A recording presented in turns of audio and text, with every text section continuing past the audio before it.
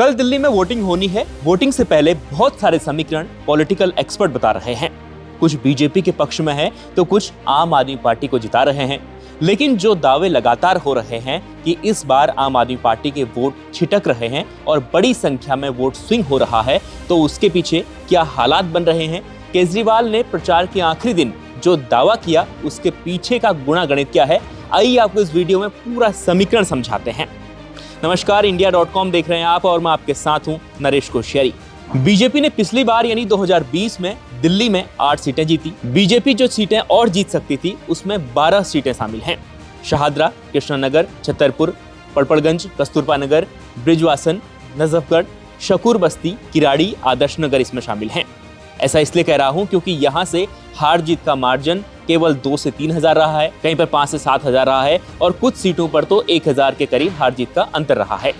लेकिन जिन सीटों पर आम आदमी पार्टी ने प्रचंड जीत हासिल की है उसमें करीब 50 से 55 सीटें हैं। आपको जानकर हैरानी होगी कि 50 से 55 सीटों पर आम आदमी पार्टी ने प्रचंड बहुमत से चुनाव जीता था। नरेला से आम आदमी पार्टी के शरद कुमार 17,429 वोटों जीते थे। बुराड़ी से आम आदमी पार्टी के ही प्रत्याशी संजीव झा 88,158 वोटों से जीते थे। तिमारपुर से दिलीप पांडे जीते थे 24,144 वोटों से।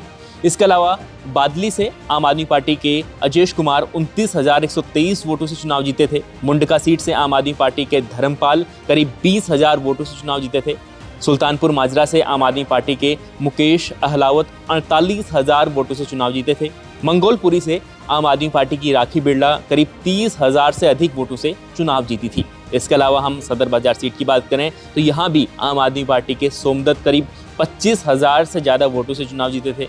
चांदनी चौक से आम आदमी के प्रहलाद साहनी चुनाव जीते 29,000 वोटों से। करोलबाग सीट से आपके ही विशेष रवि 31,000 से ज़्यादा वोटों से चुनाव जीते थे। तो ये आंकड़े मैंने आपको इसलिए बताए क्योंकि इतने ही अंतर से करीब दिल्ली की 50 से 55 सीटों पर केजरीवाल के कैंडिडेट पिछले चुनाव में जीते थे और इस विधानसभा में इतने बड़े अंतर को पार कर पाना बेहद मुश्किल नजर आ रहा है।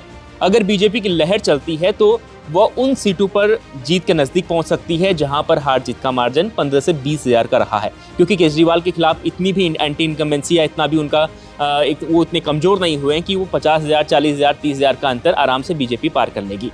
हालांकि ऐसा होता भी है तो फिर भी बीजेपी का काम नहीं बन रहा है। पिछली बार की 8 सीटों में 20 सीटें भी और जोड़ दें तो यहाँ पर 28 सीटें बनती हैं और इससे सरकार नहीं बन रही है। लेकिन कांग्रेस के प्रदर्शन पर ये टोटल निर्भर करता है कि समीकरण क्या बनेगा।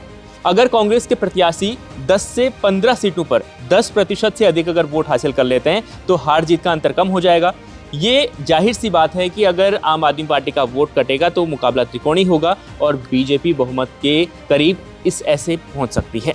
लेकिन अगर कांग्रेस को पिछली बार की तरह दिल्ली की जनता नकार देगी तो समीकरण इस बार भी आम आदमी पार्टी के पक्ष में जा सकता है। आपको सीधे सीधे ये गणित लगाना है कि अगर दिल्ली में अगर आम आदमी पार्टी के प्रत्याशी का वोट अगर कांग्रेस 10 से 15% काट लेते हैं, पिछली बार हर सीट में लगभग 5 से 6% हम लोग देख रहे थे, कहीं पर 3, कहीं पर 4, कहीं पर 5% वोट यहाँ पर कांग्रेस के प्रत्याशियों को मिल रहा था। अगर वही उनका वोट शेयर बढ़ के 10 से 15% हो जाता है, 20 सीटों पर भी ऐसा होता है तो आसानी से 30-35 सीटों के करीब में यहाँ पर बीजेपी पहुँच सकती है। और जिन सीटों पर भारतीय जनता पार्टी पिछली बार 2,000, 3,000, 1,000 के अंतर से जीती है, हो सकता है कि उन सीटों को इस बार बीजेपी जीत ले, क्योंकि बीजेपी इस बार पिछली बार से ज़्यादा मजबूती से चुनाव लड़ रही है। अब ये टोटल निर्भर करता है कांग्रेस के प्रदर्शन पर। दिल्ली में बीजेपी की सरकार उस कंडीशन में बन सकती है जब कांग्रेस करीब अपना अच्छा प्रदर्शन करे और करीब 10 से 15% वोट शेयर हासिल करे। हालांकि ये हो पाएगा या नहीं हो पाएगा ये आप कमेंट कर जरूर बताएं। अगर आप दिल्ली के वोटर हैं तो आप बताएं कि आपके इलाके में क्या चल रहा है। जो मैंने समीकरण बताया है वो कितना सटीक बैठ रहा है या आपको क्या लगता है कि समीकरण बैठेगा या नहीं बैठेगा, उस पर भी अपनी राय जरूर दें और देखते रहिए इंडिया.com।